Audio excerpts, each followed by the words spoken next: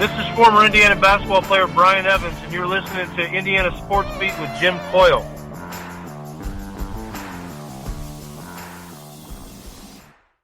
Today's guest is brought to you by Reynolds Family Dentistry of Sellersburg. You need $1 million smile for those championship photos, and that's exactly what you'll get with Reynolds Family Dentistry.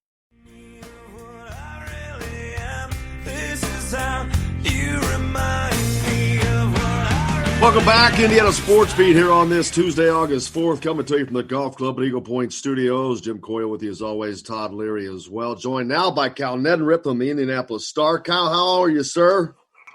Hey, real good, guys. Thanks for having me on. Oh, I love having you as always, man. It continues to be a let's see what happens week by week, Kyle, it seems like, as changes continue, but we're moving forward. The high school sports have begun the process of returning, and, of course, when you're talking about it across the state, that's going to be in different waves because Marion County shut down till August 1st, but other sports are already out there. I saw a piece you had on girls golf. Yeah, so they, and girls golf obviously is one that you can do with social distancing or golf in general. Really, I remember getting out and covering, golf back at the end of May when things kind of opened up again, and it was good to get back out there, and golf's pretty easy to do that if you can kind of stay away from people anyway. But yeah, it was a real good tournament yesterday. I think 4 of the top 5 teams in the state were there for girls golf, and some really good players. Evansville North, Carmel, Westfield, some good teams, and just talking to those kids about getting back and playing for their schools. And I know how much that means to them, and what was good to see high school sports again. We haven't seen basically IHSA sports since mid-March, so that was kind of the first day back. How long we stay back, I don't know. That's the $1 million question, I guess, or how many sports can stay back. I think golf. I think you can keep going, but that's kind of it depends on the decision makers and what they think is allowable, and you also have to factor in all the other things like travel and transportation and fans at events, and there's just so many moving parts. I think it's I feel for these athletic directors who are trying to figure all this stuff out on the fly, and as they get into these seasons, try to make sure they're doing the right thing, and following all the protocols. And I even people kind of ask me what I'm hearing, and it's day to day for sure. And I know the IHSA is planning on moving forward, and as of now, but some of these decisions obviously will be more from the health departments of the counties, the state, on up to the governor's office. So I think we're still, and I think today is a big day. I know the NCAA Board of Governors is supposed to meet to vote on fall sports championships, and we've seen some conferences say they're not going to have fall sports championships already. So some of these things are starting to happen, and it could be today, from what I've read, that NCAA they have already tabled the decision once, and potentially could do that again, or they could make a decision today, and that would, I think the high schools are somewhat fall in line with the colleges. I would think it. I've talked to people about that, and I think if you're not having if the decision is made not to have FCS football this fall, and that that could happen today. What the optics would be to have, FBS football or, high school football. All those things I think will kind of play off of each other. So, we're getting kind of late. It's August 4th now, and the first football games, even the scrimmages are basically 10, 11 days away right now. So, we're getting kind of close to, when things are starting to happen, and you're going to have to kind of have some clarification on what's going to be allowed and what's not. So I know the IHSA is saying we're moving forward, but again, some of these things are not, that doesn't mean everything's just going on as normal. I mean, there's going to have to be some decisions here made pretty soon from wherever, whoever's making those decisions. Hey, Cal, I know that you've that you just mentioned it, and we've seen that some of the college football has already gone to conference-only games, and they've moved the season back a little bit so that they're finishing, later in December. And And that still allows for some of those bowl games. And then we've even heard discussions of them, not even playing if there's a breakout and not even playing football until maybe even January or so. Is that possible in high school? Is it possible for them to play the fall sports during the same time, let's say basketball would be during the winter sports? Yeah, I think it is. I mean, it's something that I know here in Indiana, that has been something they haven't wanted to get into too much. Illinois went to that model here. I believe it was just last week, towards the end of last week, where they're going to do that for football. Other states around here, Michigan, I know is planning on having football as of now. Again, all these things are. Sure. You don't want to say black and white; they're out for sure. But Indiana, I think the last resort would be to do fall, to switch seasons. I think that's something that the IHSA really hasn't considered too much. I think that's something that I think the ADs have talked about it, and it's something that they have put out there at least. But I don't sense that will probably happen unless, worst case scenario, you can't do anything. I think more likely would be, maybe to try to, just cut off a few of the beginning regular season games and, maybe start the seasons later. And I know it seems like we just keep pushing it back and trying to buy more time. And, from some of the things you read, and again, it's, the science changes and the numbers change, and I think we learn new things about this virus, and you just try to educate yourself. But there's a possibility we could be in a worse place by October. When the flu season starts, and then what do you do? It'll be tough for basketball, and I worry about that. Especially because it's indoor sport. And man, that would be. Even as I say that, my stomach sinks, my heart sinks because right. I can't imagine not having a basketball season. As much as we depend on football, financially in this country, man, basketball in this state would be that'd really be a gut punch. But it's just I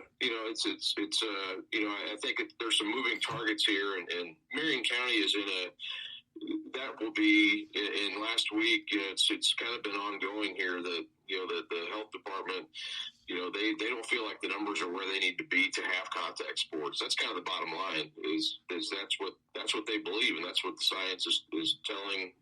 Virginia Kane and the Marion County Health Department. But as of now, they've kind of the superintendents I know talked again yesterday. With her, and they're hoping to try to buy more time, and she said she'd analyze the data over the next 2 or 3 weeks and make a decision from there. But and we've seen some North Central, they're allowed now to go back and at least tentatively get back to starting practice. The Washington Township Board voted yesterday to reverse that. So we've seen some of that happen. Lake Central, I know they're allowed to continue with sports. So that's that was a turnaround from the weekend when it looked like they weren't going to be able to. So, but there's also been, Rochester, they have decided not to have sports start until August 24th, which means, you're cutting out at least 2 weeks of your football season. IPS is kind of in the same boat. So some of these things, I don't think that's any surprise. I think we kind of knew stuff like this was going to happen, but it's starting to happen, and teams are having to shut down, or at least partial teams are having to shut down. We've seen it at Warren Central and New Powell. Lots of other places, a lot of places up in the northwest part of the state have had to shut down athletics, or at least parts of their athletic programs. So it is kind of what I thought it was going to be so far, and I don't know if there's going to be there may or may not be a big statement on where high school sports are going to go. This may be just kind of the way it is, and it's not ideal, but that's kind of where we're at on August 4th. Because now we're talking about a regular season that we're all hopeful that happens across the board. But then once we get into or through that, now you have to look at the championships, which means the logistics of putting on a championship. First of all, there's a whole bunch of words to think about. And then, but that's a lot of travel, kids going places. So Man, just getting through this season. And I know that's that's putting the cart before the horse, but you can't not talk about it because it's not that far away. These seasons are not that long. This is a high school season, not an NFL or an NBA season or baseball. And I thought it was really interesting how yesterday Washington Township, in their reversal of their original decision, at the very end has the caveat of, but we reserve the right to change our mind at any time. So that could change again this afternoon at some point. And I think that's just indicative of where we are. And, Jim and I talk about this on the show all the time, Kyle, is that, back in April, I can remember saying, okay, well, June 1st, I think we'll know a lot more about where we're going. And then that didn't really happen. We're like, okay, well, I think August 1st, we'll really kind of have an idea and a handle on football season, especially for high schools and colleges. And we really don't. I mean, we really don't know a whole lot more. And it kind of changes. I hate to say it, but it does kind of change almost twice in a day. And my feelings go back and forth all the time, just like you said. I mean, we just don't really know. Yeah, I agree, Todd. I mean, I just, it's hard because, in this, we want answers, and it's right. I feel for the decision makers, because I understand, why you kind of want to wait as long as you can until you have to make a decision. And I totally get that because, what would it look like if you cut everything off, or you change seasons and you move baseball to the fall, and then baseball has to get canceled again, and then you have back-to-back baseball seasons are canceled. So I get a lot of that. It's tough to kind of just pull the plug on everything or move everything, and then maybe that creates another problem. And you move football to the spring, and then you've got football players playing back-to-back, spring and fall seasons potentially.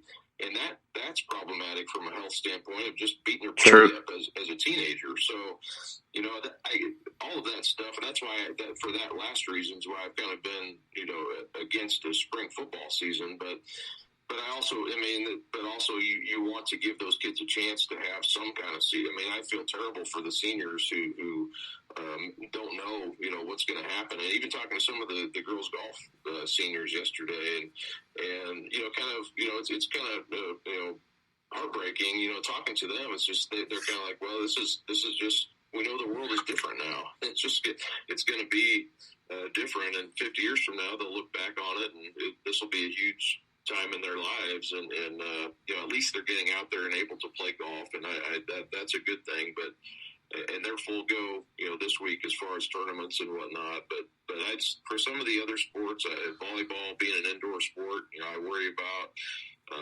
Soccer is a contact sport. Obviously, I mean that's a sport. Even though it's outside, you worry about it. Obviously, football is the big one. But I think some of the others, I think cross country, golf, and tennis, I think you can do. And I hope they do allow them to. I hope they don't make it across the board.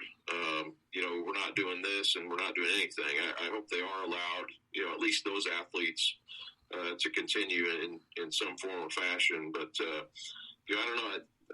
As I listen to myself, I sound like I'm, not very optimistic. But I get a sense that at least in Marion County for sure, there's definitely some issues that there's a reason that I don't feel optimistic, I guess, from what I'm hearing. But again, you hope maybe there's a chance to do it and figure it out, and maybe at least start the season and then see what the numbers are like. And if you have to pull the plug, as you said, Todd, or has the school board at Washington Township said, then you do it. But yeah, the school board, I watched the meeting yesterday on Zoom, and it's interesting because they did reverse the vote, but it wasn't like a yippee yay, right. It was very couched in as far as, we're going to let you do this, but they weren't really feeling like that's probably what they should do. And to be honest, the people who make these decisions, I hope they don't feel pressure just to make decisions because they're hearing from. I was just getting ready to say how much pressure is on these people because the parents of these kids, because the kids want to play. We all want to see them play, but you know that there's a lot. Oh my gosh, I can't imagine the pressure on these guys. It's like you're trying to give your kid permission to go to Cancun for spring break. Everyone else is doing it. You probably with no shouldn't let safety them precautions. go. Yeah, please no, don't ask me. It's like no safety precautions. It's like going to Cancun without a net. Like, sorry, no net. I'm like, heck no.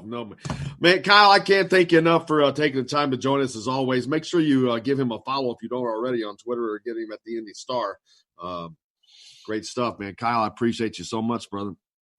You bet. Hey, thanks, guys. Appreciate you having me on. This is Jim Coyle from Indiana Sports Beat with Coyle and Leary. Indiana Sports Beat is now a part of the Rivals Network. You can go to thehoosier.com to sign up. It's free. Catch the show there each day live or at your convenience. You can also like or follow us on Facebook, follow the show's rebroadcast anywhere you podcast. If we're not on a radio station where you live, we should be. Let your local station know they need to carry Indiana Sports Beat with Coyle and Leary, or simply go to thehoosier.com.